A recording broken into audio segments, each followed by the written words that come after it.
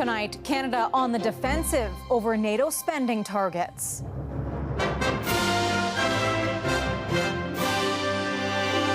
You're already past due. U.S. officials critical of Ottawa's military budget. I think we have an excellent, aggressive, and urgent plan. The discussion set to dominate high-level NATO meetings in Montreal. Small shops suffering during the postal strike. Our volumes have dropped over 75%. Businesses push to get parcels out as Canada Post surveys a major loss. We've already lost 8 million parcels that have gone to the competition. Scurvy in Canada. The high cost of living revives a forgotten nutritional crisis. It's about health equity, it's about food insecurity. Plus, uncovering a soldier's past. I had no idea that they even existed. No. The war letters hidden within the walls of a family home reveal untold stories of sacrifice.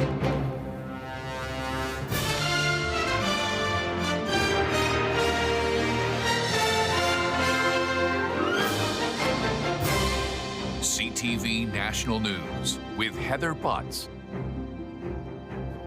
Good evening. Canada has plans to boost its defense budget, but the timeline isn't fast enough for some. Stark criticism today from a U.S. lawmaker who is in Montreal for high-level NATO meetings.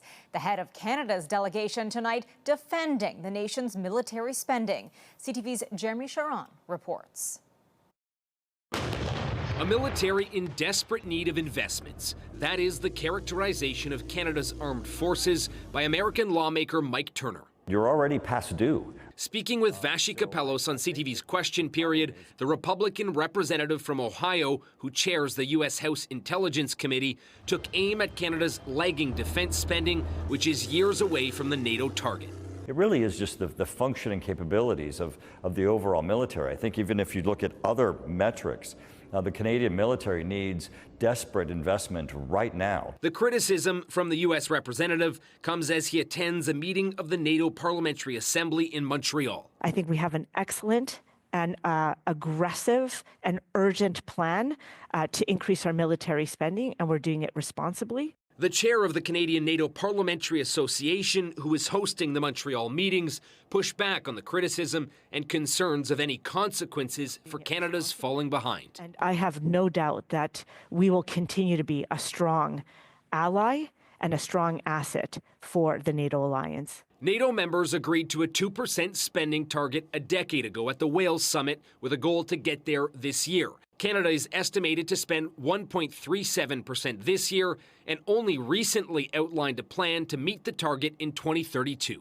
Hard power is the currency of influence now, and we have precious little of it. The incoming Donald Trump administration has threatened to not support NATO allies who aren't pulling their weight, and this international relations expert thinks Canada could feel the impacts on multiple fronts. Trade access, geopolitical standing, influence with our allies, even within the alliance itself. There is growing pressure from the business community in Canada, too. A report set to be released tomorrow by the Business Council of Canada outlines a plan to meet the NATO target sooner and even surpass it. Heather? Jeremy, thank you. Canada's commitment to NATO also topped the agenda at the International Security Forum in Halifax. It wrapped with an agreement to collaborate on research around emerging missile threats. It's also where Canada's top general called out a U.S. senator for questioning a woman's role in combat. Here's CTV's Paul Hollingsworth. The link between defending democracy through global security. That was the common theme discussed and debated at the Halifax International Security Forum. Weekend meetings featured an examination of NATO's role, including Canada's contribution, and calls for a unified voice for nations to stand firm in their support of Ukraine. We're going to, together as a community of democracies with the brave Ukrainians, push Russia out of Ukraine and really start a new era of optimism. There was no shortage of anticipation and uncertainty surrounding the second Donald Trump presidency. Donald Trump is going to do what's best for America.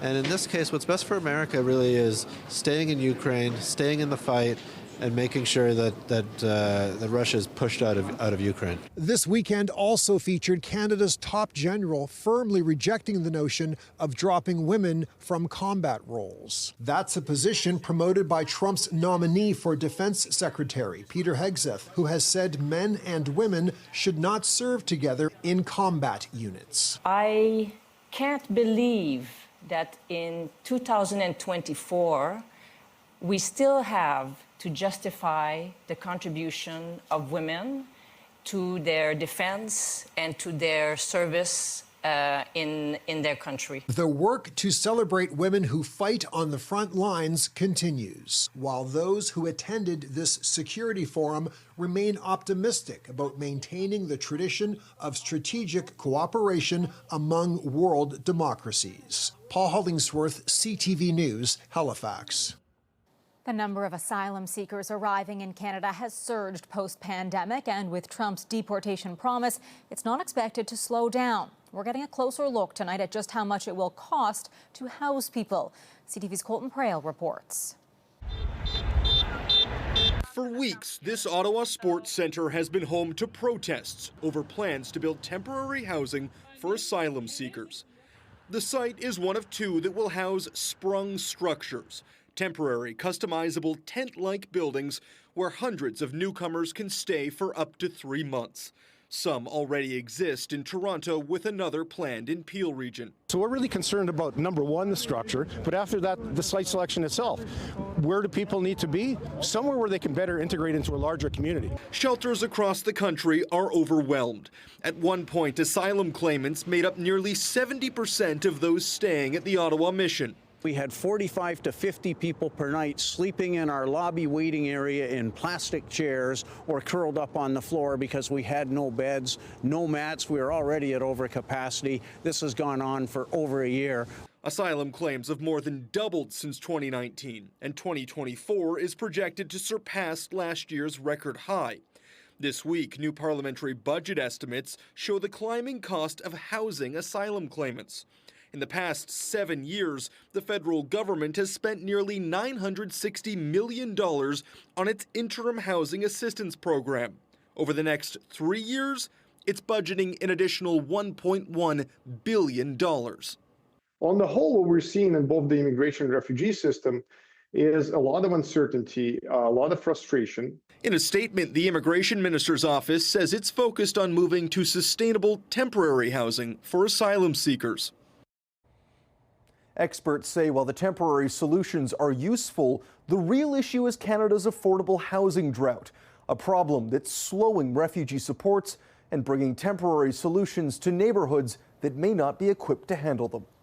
Heather. Colton Prale in Ottawa. Second Cup has closed its franchise at Montreal's Jewish General Hospital after the franchisee was filmed at a protest appearing to make anti-Semitic remarks and gestures. CTV's Stéphane Giroux has more and a warning. The following video may be disturbing to some. Final solution is coming your way.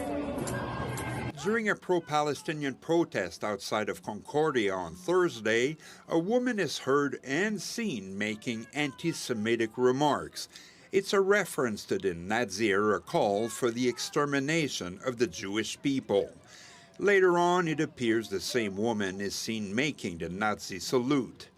For some Jewish organization like B'nai B'rith, that alone should have been considered a hate crime. We have a federal government, we have a municipal government that allows hate to fester, manifest itself, is picked up on TV, it's picked up on radio. Federation CJA was further stunned to find out that that person is a businesswoman who owns this franchise of Second Cup inside the Jewish General Hospital. To have to engage in that kind of hostile and anti-Semitic rhetoric is unacceptable. On Saturday, Foodtastic, the parent company of Second Cup, closed the cafe, saying it has zero tolerance for hate speech. Peter Mamis, who is the president, told CTV News that several employees identified the woman in the video as the franchise owner as Mai Abdul Hadi. Jewish community groups applaud the quick action. in a poetic fashion, one should never bite the hand of those who feed you. Groups that have supported various pro-Palestinian protests say the woman's behavior doesn't reflect their values. Anti-Semitism is a real serious problem, and we stand firmly against anti-Semitism and all forms of racism. CTV News has been unable to reach Abdullah Hadi. Her social media accounts have been disabled. Stéphane Giroux, CTV News. In the Middle East, Hezbollah fired around 250 rockets and other projectiles into Israel in one of the heaviest barrages from the militant group in months. At least 7 people were wounded. Some rockets reached the Tel Aviv area in the heart of Israel. Also today, an Israeli strike on an army center killed a Lebanese soldier and wounded 18 others. The Israeli military expressed regret, saying the strike occurred in an area of combat against Hezbollah. Its operations are directed solely against militants. 3 arrests have been made in the death of a 28-year-old Israeli rabbi traveling outside the country in what authorities are calling a terrorist attack. CV Koven went missing on Thursday in the United Arab Emirates and was later found dead. Israeli officials are describing the death as a heinous anti-Semitic terror incident, but offered no other details. Storm Bert has battered the UK with snow, rain and strong winds this weekend, killing 5 people since making landfall Friday. The storm caused widespread disruptions across Great Britain and Ireland, flooding homes and streets, snow and rain disrupting flights, blocking roads and bridges, and leaving thousands without power. Canada Post workers are heading into a second straight week of a strike ahead of the key holiday season. Small businesses scrambling for alternatives have been forced to use other carriers. But those alternatives come at a heftier price, one that customers may not always be willing to pay. CTV's Kamal Karmali has more. It's action-packed at this Toronto hobby shop, filling out orders and banking on big bucks for Black Friday. The only thing at a near standstill, this was the sole order that we actually are shipping out, are the deliveries. What used to be 30 packages sent out each day, now down to 1. This is Friday, this is Saturday, and this is devastating. The Canada Post strike means businesses are now resorting to private couriers like FedEx or UPS to get packages delivered, and that comes with extra costs. Where we would pay $20 to $23 to ship something, that now it could be $40, $50. $60. Something customers might not be willing to pay. The impact to us is our volumes have dropped over 75%. This sock retailer willing to absorb the additional delivery costs for Black Friday, hoping customers will warm up to them in time for Christmas. What we're trying to do is just eat a lot of that cost and accept that we're just going to make less money this year. On day 10 of the Canada Post strike, both sides don't appear to be any closer to reaching a deal. While we're at the table bargaining, Canada Post has been laying off our workers. Over 150 workers were laid off last week. With the 10 days of the strike, we've already lost 8 million parcels that have gone to the competition. For many, it's not just a game with their livelihood on the line. Many make their season in this week. And if they miss out on that opportunity, many of them are just not going to make it. The bigger concern will be in about 2 weeks from now. Businesses are usually given a cut-off date on when deliveries need to be in to make it to customers in time for Christmas. If Canada Post is still on strike, there's a good chance thousands of people won't get their gifts this year. Heather. All right, Kamal, thank you. The holiday season can be a stressful time of year for many, and the state of mental health in Canada is alarming. That's according to a new report from the Canadian Mental Health Association. CTV's Garrett Berry has the details. Every Monday, Christy Allen and a group of like-minded protesters take a simple message to the Confederation Building in St. John's. Long-term mental health care needs to be more accessible. We need so much more than talking. We need treatment. And I know that sometimes that's really complex. And the government only seems to have it figured out for simple, those short-term sessions. For 207 weeks now, rain or shine, even on dreary November days. All the stories I have heard from other people, it becomes personal because they share those with you, and then you take that to heart. A new report by the Canadian Mental Health Association is adding fuel to her cause. It highlights what it calls grim realities in mental health care. Since the COVID-19 pandemic, harmful use of alcohol and drugs has risen, and patients can't get the care they need. We know that cost is a barrier, which is part of the reason why we're arguing for better funding for mental health and to make it part of the universal system of care. There are slight variations across the country, but on average, Canada puts around 6% of its healthcare spending into mental health initiatives. The Canadian Mental Health Association says that should be doubled, closer to the 15% that France spends or the 11% that Germany spends. If governments are not paying, then households are. And since the start of the COVID-19 pandemic, with inflation, higher food costs, and rising rent, the Canadian Mental Health Association says that has been getting harder. The group is proposing new laws to guarantee funding for mental health initiatives and a new attack on poverty to lift thousands across the country. Garrett Barry, CTV News, St. John's.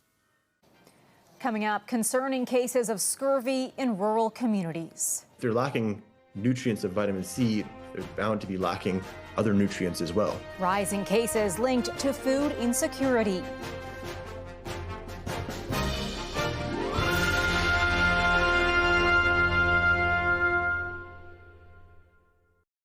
The resurgence of scurvy in Canada is raising concerns of broader issues related to growing food insecurity and the rising cost of groceries. The disease, making an unexpected comeback in modern times, is hitting rural and remote areas the hardest. CTV's Alison Bamford has more. A disease often linked to 18th century sailors re-emerging in this day and age. Vitamin C comes from lots of different food sources, but if you don't get those food sources, the body can't do what it needs to do. Scurvy, caused by prolonged and severe vitamin C deficiency, can lead to fatigue, joint pain, changes to your hair, and loss of teeth. Doctors confirmed 27 cases in Northern Saskatchewan over the last year. Patients ranging from 20 to 80 years old, 79% are Indigenous. We have reason to believe that the scope of the problem might be larger than we think at this point. Food insecurity and high food prices likely to blame. Photos taken in one Northern Saskatchewan store this week show $11 for raspberries and grapes pushing $20. We have bigger issues. It's about health equity, it's about food insecurity, it's about equitable distribution of resources. Food insecurity in Canada increased to nearly 23% in 2023, up from 18.4% the year before. Nova Scotia, PEI, and Saskatchewan seeing the highest rates. In Toronto, doctors linked the issue to a recent scurvy case there. A 65-year-old woman suffering from bleeding gums, bruising, poor mobility, and weakness. Her diet consisted of non-perishables and processed foods. If they're lacking nutrients of vitamin C, they're bound to be lacking other nutrients as well. Doctors say scurvy is a diagnosis that shouldn't be overlooked. In the case of LaRange, all 27 patients were treated with vitamin C supplements, and now health officials are using education as a form of prevention. Alison Bamford, CTV News, Saskatoon. Still ahead tonight. Strength among us. Come with me. What? To meet the wizard. Who won the box office, Wicked or Gladiator 2?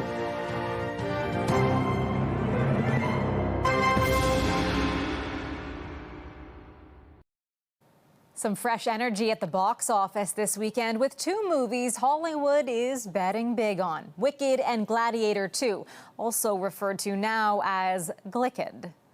Rome must fall. I need to only give it a push.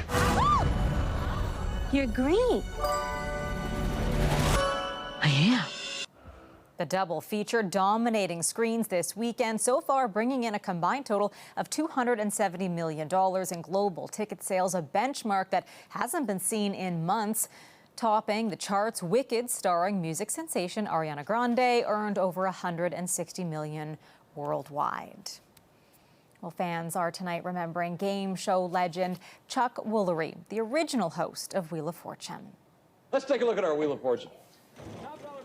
The smooth entertainer helped launch the long-running program in 1975. He moved on to some of the most popular shows, including Love Connection and Scrabble in the 80s. Later in life, he became a right-wing podcaster. He died Saturday at the age of 83. Well, still ahead, a discovery decades in the making. Well, I didn't know I had an uncle. There was an Uncle Robert. That must be where my name came from, eh? There's a picture of him on the boat. Bringing a little bit of the past into the future. Letters from the war provide a vital connection between soldiers serving on the front lines and loved ones back home.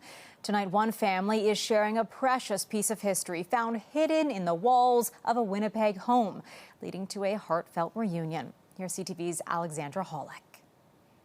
Well, I didn't know I had an uncle. There was an Uncle Robert.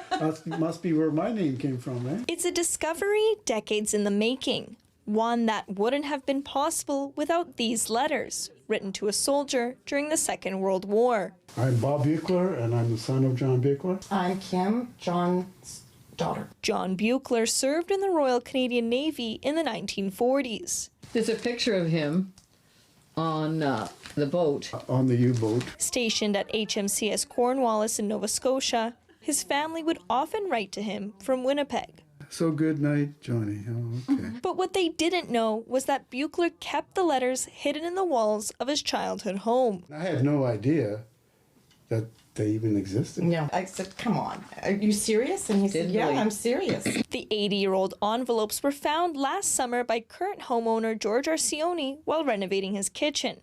It prompted his daughter Joelle to piece the past together with the present. She reached out to CTV News in hopes of finding Buechler's family. One lady in particular named Allison, who is a genealogy enthusiast. So she actually did a lot of digging into the family and found some names for me. So then I was able to look up the names and I was able to contact Bob. It just brought back so many memories. Buechler married and had 3 children. He died from a heart attack when he was 40 years old. He was a loving father. I mean, there's pictures of him with all of the kids at some point or another. Yeah. When it comes to why the letters were left in the walls, I'm sure he just probably forgot. I'm sure he wouldn't have left them. Now that they've been found, the family plans to give them a new home. I mean, they're begging to be preserved if they're lasted this long. History captured in calligraphy on display for decades to come. Alexandra Hollick, CTV News, Winnipeg. Treasured piece of history. That is our newscast for this Sunday night. I'm Heather Butts. Thank you for watching. I hope you can join Sandy and Omar tomorrow, and I'll see you again on Friday. Good night.